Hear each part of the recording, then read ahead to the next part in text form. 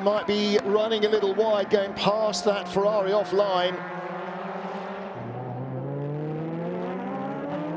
Oh, and the two LMP2 leaders are still nose to tail. They squeeze by the Mentos Porsche, the Team Project One car. Aston Martin's Nicky Team is in the pits. 2 new tyres for him. Those will be left sides only, you assume. And still a car length between the leaders and a car length for third in LMP2. Single mate racing, always boring, eh? You give them essentially the same chassis, essentially the same engine, and in this case the tyres have made a difference. That's possibly part of what has split these two groups, but it's pit work as well that has put the Jota run cars side by side for the lead of the race, and a minute to half a minute ahead of anybody else. And oh, Gabriel Aubry giving it the big one around the outside, but he just didn't have enough momentum. And António Félix da Costa goes early to cover the inside here as they come down to turn 11 and start the climb up the hill. There's traffic in front. He's got to judge where he's going to find it. Looks like Aubry might have the quicker car, Alan.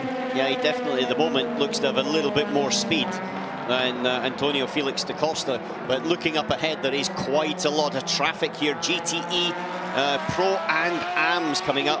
And so they've got to be careful. They'll catch those as they come down the main straight into turn 1. And there you've got Sam Hignett. I'm sure he's going to be grabbing onto the chair handles in a second, just through nervousness, because these two cars are leading, and if they run like this, they're going to finish 1-2. However, the risk is that they don't finish, as we've spoken about before, by the two of them trying to get that overall victory in the final race.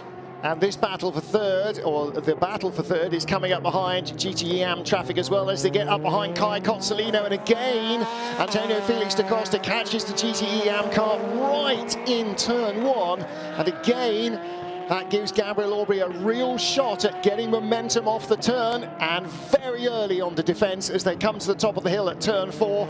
Félix da Costa shutting the door on Aubry. Yeah, but Antonio's actually defending by very early. He's not making late moves. He's saying exactly what he's going to do quite early on, which is good. And also from an inter-team point of view, at least you know where you are. He could be a little bit later than that, and it would make it quite tricky, and much more tricky for Gabriel Aubry.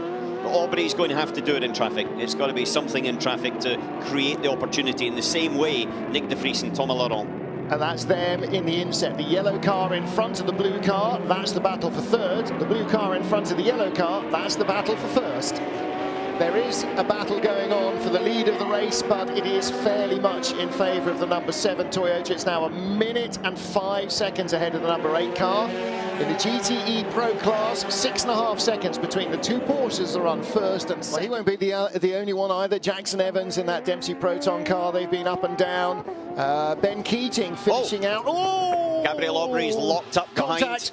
No Smoke contact. off the right front. Yeah, no, it was on the curb and he avoided, so it was no problem. But he's locked up the right front. He was close in behind. And that's just when you lose a little bit of the aerodynamic grip by being so close to the car ahead of you. Wow.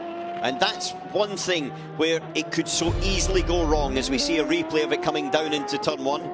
And he's just, see that, so close. Now, I have to tip my hat to Jota for allowing these guys in the same team to race like this.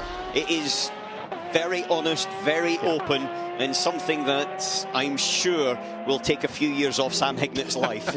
And Will Stevens there as well. You know, he went from being 20-something to 30-something in that one frame. Out of the races, the two battling LMP2s stumble a little bit around the wins. Project One Porsche. Squeezed by Ben Keating, but no contact. Again, it's as close as you want because the leader was there as well.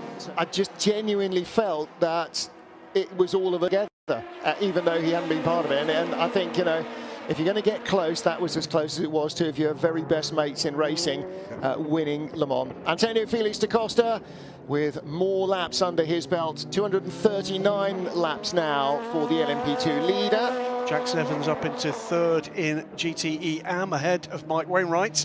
He's now going to worry about closing Francesco Castellacci. 13 seconds in 11 minutes. It's doable, I guess. Castellacci needs to find a second a minute, which is 2 seconds a lap, and at the moment he's just about on the 2 seconds a lap mark. It might be a last lap lunge. António Félix da Costa fearing the same from Gabriel Aubry.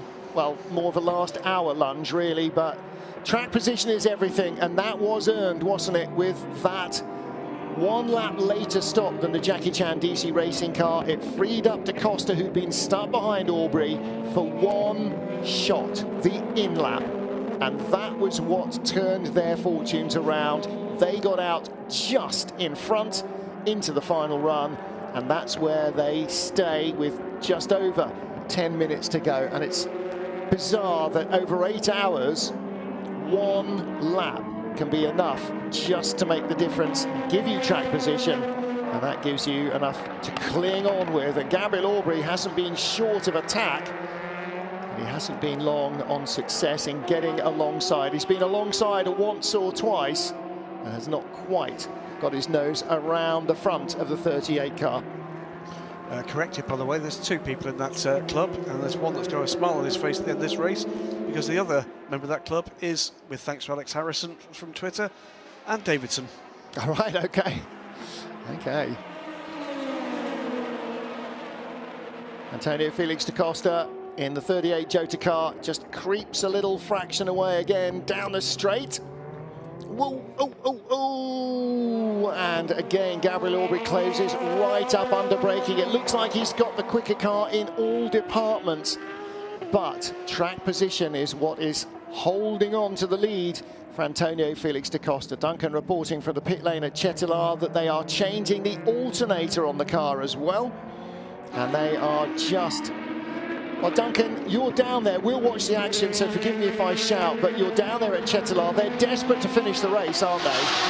Martin, Alan, Graham, this is incredible. The amount of passion and effort going in to get this alternator fitted to the Dallara. They've now got it back together. It's a case of piecing the bodywork back on, and they want to finish the race. The last time this car will race. Oh, contact between the leaders. Sorry, Duncan, just as you were talking. António Félix da Costa got slightly held up by the 54 Ferrari, and down the inside came the Jackie Chan DC racing car. Gabriel Aubry with the inside line. Félix da Costa on the outside. Aubry's got through into turn 11. We are within 8.5 on the inside of the lead at the end of the race, and the lead continues to battle between the 2 of them. Is there damage on the Jackie Chan DC racing car? It looks like it's in one piece, but he took his chance. He's been waiting half an hour, pressuring half an hour for that. And Alan, he just dived through. You said it would come down to a chance in traffic. A chance in traffic, but he delivered on it. He was very, very decisive. Gabriel Aubry also had to defend a little bit after António Félix da Costa. Here we see it again, coming down. And it's at this point that I think actually Da Costa doesn't even consider that his teammate's going to do that.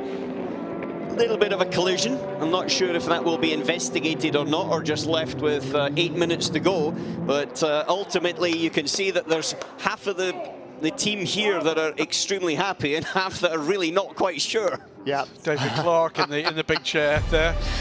Yeah, David Clark, commendable sang-froid as all that was going down, because bits could have been flying off everywhere. And yes, I think you're right. I don't think António Félix da Costa expected Gabriel Aubry to be able to squeeze into that.